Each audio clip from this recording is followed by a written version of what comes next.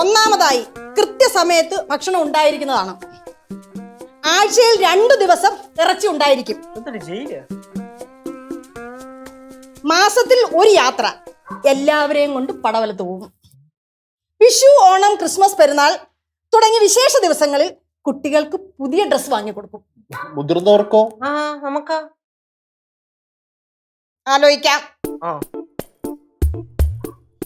ഇവിടുത്തെ വാഹനം ആവശ്യാനുസരണം ഉപയോഗിക്കാൻ മാസം 500 രൂപയുടെ പെട്രോൾ തരും. അയ്യോ, കുട്ടികൾക്ക് ആഴ്ചയിൽ മിഠായി വാങ്ങിച്ച് കുപ്പിയിൽ വയ്ക്കും.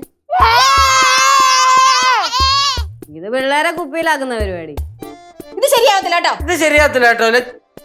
ചേച്ചി കാൻഡിഡേറ്റ് ഉണ്ടായിരിക്കണം. ഇനി 7ാമത്തേത് വായിക്കാം.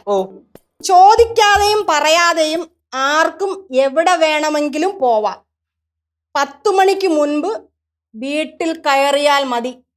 അപ്പൊ അഴിച്ചങ്ങ് വിട്ടേക്കാണ്.